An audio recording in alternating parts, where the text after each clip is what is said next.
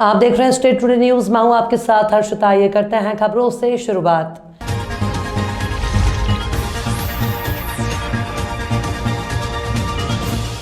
आपको बताते चलें कि सुखपुरा थाना अंतर्गत ग्राम तिवारी छपरा गांव में 7 बहनों पर घर से बेदखल करने का प्रयास और जानलेवा हमले का मामला प्रकाश में आया है। स्वर्गीय शंभुनाथ तिवारी की 7 लड़कियां हैं, कोई भी लड़का नहीं है।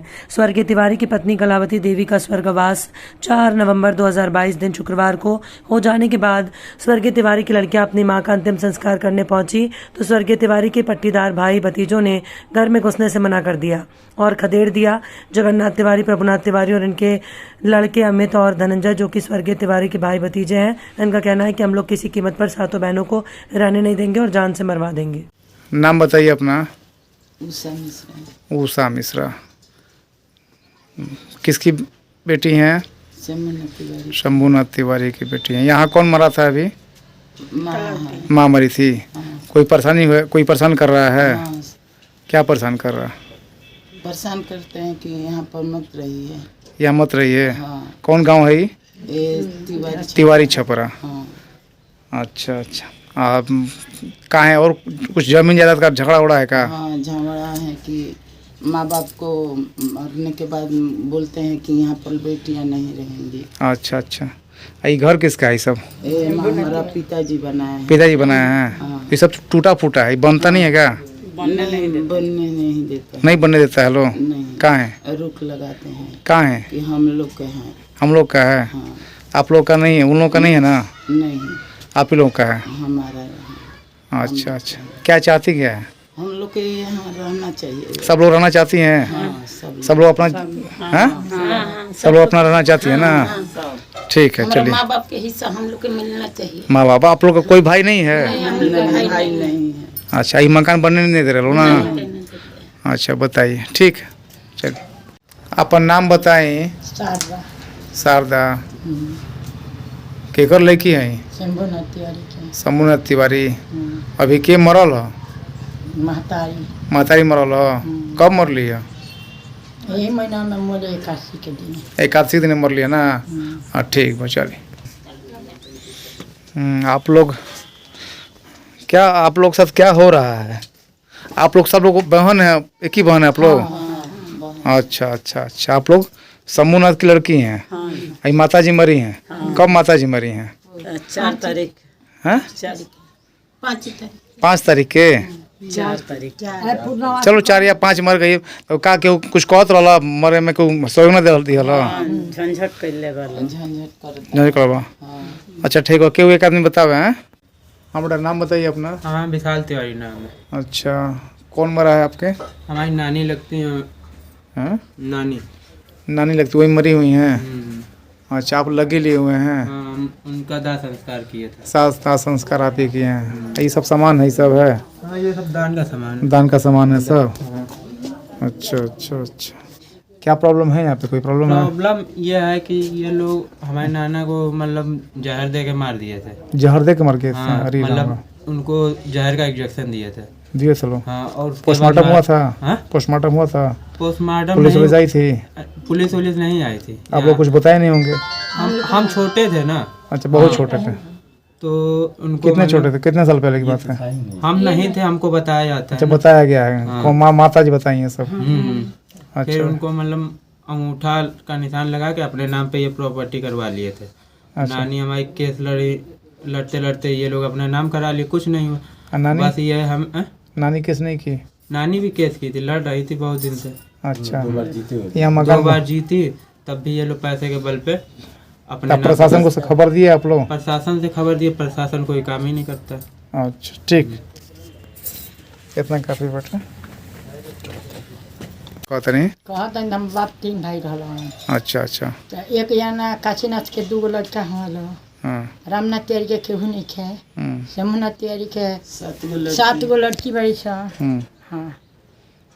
और औरा के कले के हैं? शंभुनाथ तिवारी के सब साथ लड़का ना रहो ना।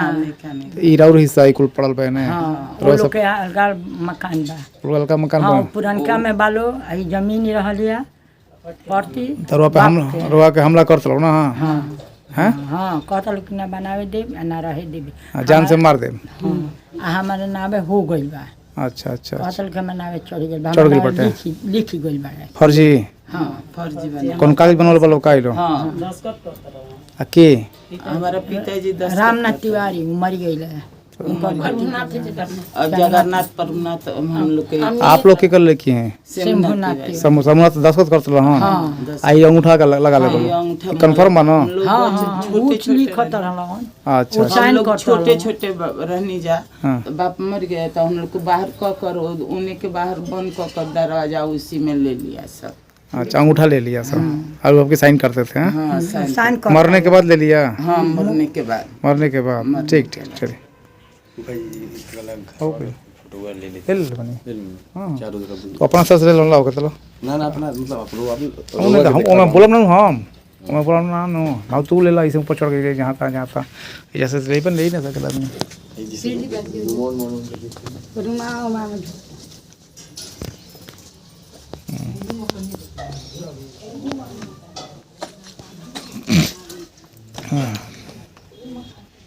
भोजपुर रोड बनाने वाली बीआरसी कंपनी के कर्मचारी की संदिग्ध अवस्था में सड़क पर सिर कुचला हुआ शव मिला। पुलिस जांच में जुटी हुई है। अब्दुल्लागंज थाना चौकी भोजपुर का ये पूरा मामला है।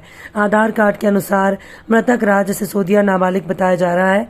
मृतक राज सिसोदिया के पिता अमर सिंह कंपनी पर गंभीर आरोप लड़के से 24 घंटे काम कराया जाता था और 2 महीने से सैलरी नहीं मिली थी। नाइट ड्यूटी साथ ही काम करने वाले सहयोगी से पुलिस पूछताछ कर रही है। पुलिस ने शव को अपने कब्जे में लेकर पीएम के लिए शासकीय अस्पताल अब्दुल्लागंज भेजा, लेकिन परिवार वालों ने पीएम करने से रोका।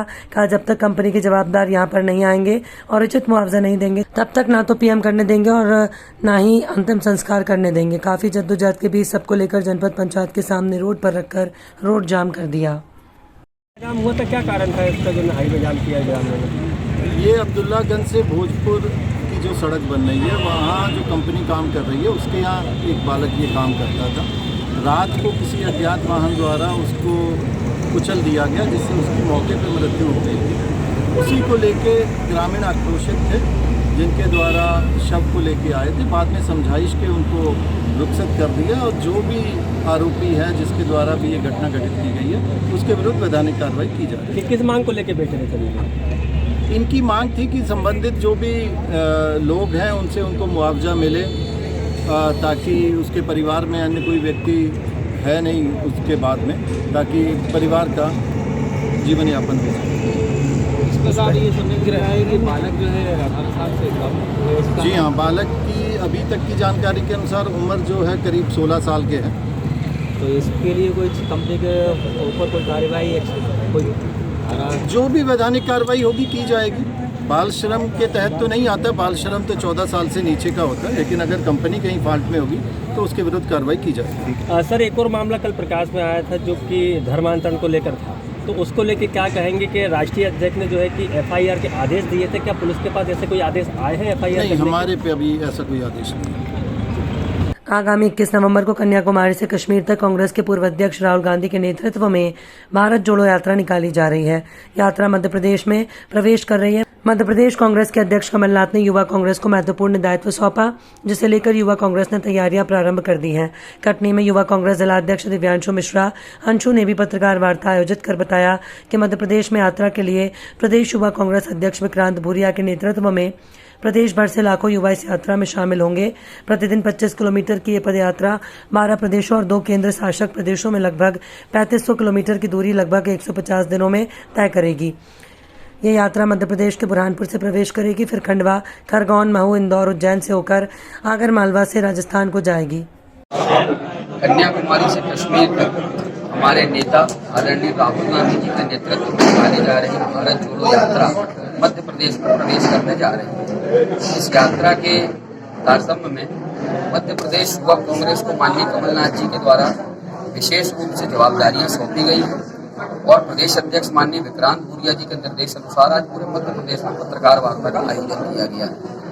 यह यात्रा भारतीय जनता पार्टी के द्वारा फैलाए जा रहे नफरत, डर, झूठ फरेब, महंगाई, बेरोजगारी के विरोध में पूरे भारतवर्ष में निकाली जा रही है। बहुत ही सौभाग्य की बात है, मैं अपने आप को सौभाग्यशाली महसूस करता हूँ कि कुछ दिनों पूर्व में हैदराबाद में माननीय राहुल गांधी जी के साथ यात्रा में शामिल होने का और उनसे मिलने का मुझे सौभाग्य प्राप्त हुआ। यह यात्रा मध्य प्रदेश में 21 तारीख को बुरहानपुर में प्रवेश कर रही है। युवा कांग्रेस को पूरे प्रदेश में जवाबदारी दी गई है नमकीने चावल और आमंत्रण पत्र लेकर घर घर जाना है और लोगों को इस यात्रा में आमंत्रित करना है आमजन को। प्रेस कॉन्फ्रेंस के माध्यम से मैं सभी को इस यात्रा में सादर आमंत्रित करता हूँ। देश के चौथे स्तंभ को इस यात्रा में आमंत्रित करता हूँ और देश में जो झूठ, डर, भय, भ्रष्टाचार की राजनीति भारतीय जनता पार्टी कर रही है, आइए हम उससे मिलकर लड़ते हैं और राहुल गांधी जी के साथ भारत जोड़ो यात्रा में शामिल होते हैं और इस देश में भारतीय जनता पार्टी के शासन के खिलाफ लड़ाई करें। यात्रा शुरू कब से कदम कब होगी? 21 तारीख को मध्य प्रदेश में यात्रा प्रवेश करेगी और 3 दिसंबर तक मध्य प्रदेश में रहेगी। कितने कर चुके हैं यात्रा? कितने कर चुके हैं अभी तक? इस यात्रा में आम जनता लाखों की तादाद में हर प्रदेश में जहाँ जहाँ जिस जिलों में यात्रा जा रही है वहाँ लाखों की तादाद में आम जनता राहुल गांधी जी से सीधे जुड़ रही है।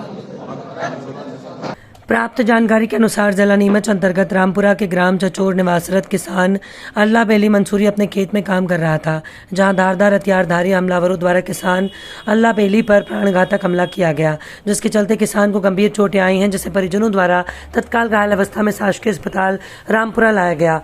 प्राथमिक उपचार के उपरांत रामपुरा मेडिकल टीम द्वारा घायल व्यक्ति को नीमच जिला चिकित्सालय रेफर किया गया। जिला चिकित्सालय द्वारा मामला गंभीर देखते हुए उदयपुर हॉस्पिटल रेफर किया गया, जहां इलाज के दौरान घायल अल्लाह बेली की मृत्यु हो गई। उक्त मामले में परिजनों का आरोप है कि गांधी सागर जलाशय में मत्स्य विभाग में संचालित निब्रोस प्राइवेट लिमिटेड कंपनी के कर्मचारियों को अपने खेत में से निकलने के लिए रोज मना किया जा रहा था, जिसके चलते कंपनी मैनेजर ठाकर और कर्मचारियों द्वारा धारदार हथियार, तलवार, कुल्हाड़ी इत्यादि से प्राणघातक हमला किया गया, जिसमें किसान अल्लाह बेली को गंभीर चोटें आई हैं। परिजनों द्वारा यह भी बताया गया कि उक्त हमले में गांधी सागर जलाशय में संचालित निब्रास प्राइवेट लिमिटेड कंपनी के मुख्य कर्मचारी हिमांशु दुबे, तारा सिंह, किरण महाराज भी हमले में मौजूद थे। साथ ही ग्राम देवरान के किन्हीं 2 पाटीदार भाइयों का नाम भी सामने आया। वहीं इस मामले में निब्रोस प्राइवेट लिमिटेड कंपनी के हिमांशु दुबे का कहना है कि कंपनी ठेकेदार के किसी भी कर्मचारी का संबंधित घटना से कोई लेना देना नहीं है। कहीं न कहीं निब्रोस कंपनी के आप सब लोगों के नाम ले रहा है कि उसके साथ बड़ी मारपीट की गई है, क्या कहेंगे इसको लेकर? नहीं, ये जो घटना की जानकारी अभी लोगों के माध्यम से पता चला है, तो इस घटना से कंपनी या कंपनी से जुड़े किसी भी व्यक्ति का कोई लेना देना नहीं है। वो उन लोगों का आपसी मतभेद है जो लोगों का, तो उसको लेके है। और सबसे अच्छा है कि जो व्यक्ति घायल हुआ है, भगवान से कामना करता हूँ कि वो जल्दी ठीक हो और ठीक होने के बाद वो खुद ही बयान दे कि उसको इस घटना को अंजाम देने में कौन कौन व्यक्ति शामिल थे, वो ज़्यादा अच्छा रहे। सर, संबंधित व्यक्ति के परिजन आपका नाम ले रहे हैं, इसको लेकर क्या कहेंगे? संबंधित व्यक्ति के परिजन, देखिए कुछ लोग आपसी रंजिश के चलते भी ऐसा करते हैं, तो ऐसा तो ठीक नहीं है। बाकी मेरा अगर देखा जाए तो मैं आज सुबह से आज रामपुरा में ही हूँ और कंपनी का कोई भी व्यक्ति आज उस तरफ गया भी नहीं है चेकिंग पे। और जो घटना हुई है, सबसे अच्छा यही है कि जो व्यक्ति घायल हुआ है वो खुद ही गवाही दे ठीक होने के बाद कि उसके साथ ये घटना किसने अंजाम दी, वो ज़्यादा सही रहे। और व्यक्ति जी, आपका ये कहना है कि इस घटना से आपका और आपके संबंधित कर्मचारियों का ना कंपनी या कंपनी से जुड़े किसी भी व्यक्ति का आज की घटना से कोई संबंध नहीं है। सर, उनका कहना है सर उनका कहना है सर कि रात को 3 बजे से कंपनी के लोग वहाँ पे पड़े हुए हैं और वहीं पे गार्ड कर रहे थे, तो उनको खेत में आने से मना कराया, तो कंपनी के लोगों ने मारा और आपके जो बड़े पदाधिकारी कंपनी के, उनका सबका नाम लिया गया। नहीं, ऐसा कुछ नहीं है। मैंने कहा ना कि आपसी रजिस्टर के चलते भी लोग ऐसा कर देते हैं। और जबकि बात की जाए, जो व्यक्ति आज घायल हुए हैं, इनका बेटा है, असलम नाम है जिसका, असलम, पिता अल्लाह बेली। तो जो घायल हुए हैं वो अल्लाह बेली है और जो असलम है वो हमारे यहाँ बोट ड्राइवर के रूप में कार्यरत है हमारी कंपनी में, जो कि बहुत ही अच्छा व्यक्ति है। उससे अभी मेरी बात हुई, उसने बताया मेरे को कि मेरे पिताजी के साथ किसी ने मारपीट की है, गांव के ही किसी व्यक्ति ने। तो मैंने अपनी कंपनी की ही गाड़ी बोलेरो कैंपर उसको लेने के लिए भी भेजी है और वो कुछ ही देर में यहाँ पहुँचने भी वाला है। जी ठीक। क्या नाम आपका सर? मेरा हिमांशु दुबे। आप क्या पोस्ट पे हैं? मैं मैनेजर के पद पे हूँ। क्या नतीजा? आज यहाँ पे रामपुरा थाना क्षेत्र अंतर्गत जो मुख्य मार्ग है वो कुछ लोगों के द्वारा जो है यहाँ पर अवरुद्ध पैदा कर दिया गया था। उसी संबंध में यहाँ पे थाना प्रभारी, तहसीलदार, एसडीओपी और हम यहाँ पर सुबह से लोग से हैं और परिवार वालों से लगातार बातचीत भी हो रही है। उनका जो मुख्य इसमें ये है कि जो परसों एक चचोर की घटना हुई, जिसमें किसी दोनों पक्ष का आपसी विवाद होने से जो घटनाक्रम हुआ, जिसमें उस व्यक्ति की जो है कल रात को उदयपुर में मृत्यु हो गई थी, तो उसकी बॉडी आज यहाँ पे आ गया। उस पर जो पुलिस को जो कार्रवाई करनी है, 302 का मुकदमा उसमें दर्ज किया जा चुका है उसके साथ परिवार वालों की कुछ मांगे हैं कि हमें इसमें जो कंपनी है, जिसमें एक मछली कंपनी का नाम आ रहा है, उनके प्रतिनिधि के द्वारा ये कृत्य किया गया है। तो इसमें जो मुख्य आरोपी हैं उनको कल रात को ही उनको अरेस्ट किया जा चुका है। सभी पुलिस अभिरक्षा में है। कंपनी के प्रतिनिधि भी आज यहाँ पर आए थे, उन्होंने भी अपनी तरफ से जो है कुछ जो परिवार की मदद कर सकते हैं उसका भी आश्वासन दिया। हमने भी परिवार वालों से इसमें यही निवेदन किया है कि अब सारी जो उनके मांगे हैं वो मानी जा चुकी है, तो अब वो इस रास्ते का अवरोध हटाकर आवागमन सुचारू रूप से शुरू करें। क्योंकि सर वो हट नहीं रहे, आगे क्या कार्रवाई की जाए? अभी हमने उनसे निवेदन किया है कि भाई सारी चीज़ें हो चुकी हैं तो उसमें पुलिस का सहयोग करें। उसमें सर मुआवजा वाली जो बात आई है तो उस मुआवजे के लिए वो राजी नहीं हो रहे। इसमें जो प्रतिकर अधिनियम लगता है पुलिस का, अगर कोई ऐसी घटना घटित होती है तो उसमें एसडीओपी महोदय ने एक प्रकरण तैयार करा के उसमें कोर्ट में नियमानुसार रखा जाएगा, जिसमें जितना भी ज़्यादा से ज़्यादा अधिक से अधिक जो प्रपोजल हो सकता है वो नियमानुसार शासन के द्वारा भेजा जा रहा है। उसमें जो भी रहेगा उसमें नियमानुसार उसे प्राप्त हो जाएगा। काफ़ी 5 घंटे से 6 घंटे हो चुके हैं, क्या निर्णय लिया प्रशासन की ओर से? पुलिस प्रशासन जो था वो मौके पर, क्योंकि ये जो मुख्यतः इनका जो है वो पर्सनल विवाद था, उसको मौके पर सुरक्षा व्यवस्था और शांति व्यवस्था बनाए रखने के लिए कल से तैनात है। और उसके बाद में जो भी उनके द्वारा ज्ञापन दिया गया है वो एसडीएम महोदय के द्वारा, मेरे द्वारा स्वीकार किया गया है। और जो भी उनकी वैधानिक मांगे थी उन्हें कल से इस मामले में आश्वस्त कर दिया गया था कि जो भी कार्रवाई होगी, भले ही वो धारा 302 हो, आरोपियों के नाम बढ़ाना हो, विवेचना जो हो वो किसी भी तरह से बायस्ड न हो, न्याय हित में, ये सारे चीज़ें उनको आज भी फिर से बता दी गई हैं। और परिजनों का जो कंपनी के लेकर था, क्योंकि उनका एक बेटा कंपनी में भी कार्यरत है, तो कंपनी के जो जिम्मेदार व्यक्ति थे गांधी सागर से, उन्होंने भी यहाँ उपस्थित होकर जो भी उनके द्वारा उनको सहायता प्रदान की जानी थी उसको बता दिया गया है। और अभी हमारी यही अपेक्षा है कि अब परिजन और जो चचोर निवासी है वो पुलिस प्रशासन का सहयोग करें और जो आपका जो मृत आत्मा है उसकी शांति के लिए सुपुर्दे के खाक करें और अब ये चक्का जाम खोल दें। क्योंकि उनकी मांग अभी वो मान नहीं रहे, तो ऐसी स्थिति में प्रशासन की ओर से क्या कार्रवाई होगी? हम कोई कार्रवाई नहीं करना चाहते। हम उनसे एक बार फिर से स्पीकर पे निवेदन कर रहे हैं कि क्योंकि ये अवैधानिक है, शायद उनको पता नहीं है कि ऐसे तरह से चक्का जाम करना या जो लाश होती है उसे इस तरह से सड़क पे रखना ये उसकी अवमानना में और विधि के विरुद्ध आता है, और उसके वजह से उनके विरुद्ध कोई भी वैधानिक कार्रवाई अगर होगी तो इससे उनका नॉलेज में आना पहले ज़रूरी है। उनका कहना है कि अपराधियों के नाम एफआईआर में नहीं होने के कारण हम अभी चक्का जाम नहीं खोलेंगे। एफआईआर बहुत स्पष्ट है, उसमें 3 नामजद आरोपी और 3 अन्य लोग, और ये उस समय एफआईआर हुई थी जब ये व्यक्ति जीवित था। उन परिस्थितियों में की गई एफआईआर भी उतनी ही स्पष्ट और सटीक लिखी गई थी जितनी प्रथम दृष्टया लिखी जानी थी। और वो 3 अन्य के खिलाफ बोल दिया गया है कि वो जिस भी जांच से चाहते हैं, अगर वो चाहते हैं कि ये जांच अनुभाग स्तर से की जाए, और अगर वो चाहते हैं कि ये जांच अनुभाग स्तर के बाहर के किसी राजपत्रित अधिकारी द्वारा की जाए तो एसआईटी गठित होकर वो जांच करेगी। एसआईटी अपनी जो भी रिपोर्ट देगी उसे विवेचना में सम्मिलित कर लिया जाएगा। हमारे द्वारा उसमें कोई छेड़छाड़ नहीं की जाएगी। Thank you. जबलपुर कादम्बरी का साहित्यकार पत्रकार सम्मान समारोह रविवार को शहीद स्मारक सभागार में भव्यता से आयोजित किया गया था, जिसमें देश के प्रतिष्ठित सृजन धर्मियों को नगद सम्मानों से अलंकृत किया गया। कादम्बरी के अध्यक्ष आचार्य भगवत दुबे, महासचिव राजेश पाठक प्रवीण ने बताया कि समारोह में देश के प्रतिष्ठित साहित्यकार सम्मान समारोह में शामिल हुए, जिन्हें उनकी कृतियों पर लगभग 2 लाख रुपए के नगद सम्मान दिया गया। समारोह के मुख्य अतिथि डॉक्टर कपिल देव मिश्र कुलपति और अध्यक्षता प्रज्ञा पीठाधीश्वर साध्वी विभानंद उपस्थित थे। सारस्वत अतिथि डॉक्टर भगवान स्वरूप शर्मा, चैतन्य ग्वालियर डीसी जैन, डॉक्टर अखिलेश पालरी अजमेर भी उपस्थित रहे। कादम्बरी संस्था ने सभी अतिथियों का और साहित्य अनुरागियों का कार्यक्रम में उपस्थित होने के लिए आभार व्यक्त किया। कादम्बरी संस्था का अखिल भारतीय साहित्यकार पत्रकार सम्मान समारोह शहीद स्मारक सभागार में और इसमें देश के विविध क्षेत्रों के लब्ध प्रतिष्ठित सृजन धर्मी अपनी उपस्थिति से संस्कार धानी में सृजनात्मक भावधारा को स्थापित करने के लिए उपस्थित है। आज का ये आयोजन उन सृजन धर्मियों को समर्पित है जिन्होंने अपनी विविध विधाओं पर कविता, कहानी, उपन्यास, व्यंग्य विधा आदि पर कृतियाँ सृजित की और उन कृतियों को कादम्बरी ने चयनित करते हुए समादर सम्मानित किया। कादम्बरी का सम्मान स्मृति का सम्मान है, ये भावों का सम्मान है। और इस सम्मान के माध्यम से हम सृजन धर्मियों को समाज सापेक्ष सृजन के लिए शुभकामनाएं समर्पित करते हैं और उनको इस सम्मान के माध्यम से ये भाव अर्पित करते हैं कि आपने जो समाज को दर्शन दिया है, दृष्टि दी है, वो हम सबके लिए प्रेरक है। आपकी शब्द साधना का कादम्बरी अभिनंदन करते हुए गौरवान्वित है। आपका नाम? राजेश पाठक। आचार्य भगवत दुबे, कादम्बरी का अध्यक्ष। कादम्बरी जबलपुर, जैसा कि आपने देखा है, पूरी देशव्यापी संस्था है जिसमें हम देश भर से किताबें बुलवाते हैं, उनके लेखकों की प्रविष्टियाँ बुलवाते हैं, उन पर चयन करके हमारा निर्णायक मंडल है वो चयन करता है।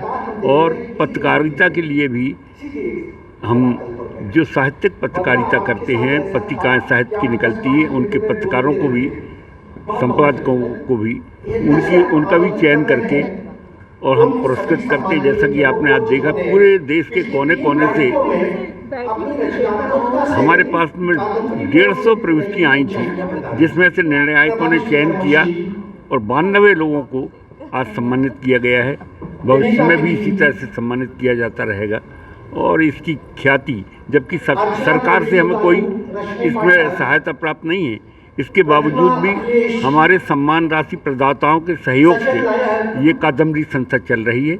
और आपने देख ही लिया है, पूरे देश के कोने कोने से साहित्यकार आते हैं और उन्हें बड़ा गर्व होता है। एक बार डॉक्टर राधा गोविंद थोंगाम मणिपुर से आए थे और 30,000 रुपये उन्होंने खर्च किए प्लेन में आने जाने के, और 1100 रुपये का सम्मान मिला। ऐसे कादम्बरी के सम्मान के लिए लोग लालायत रहते हैं कि कोई सम्मान हमें कादम्बरी का मिल जाए कभी।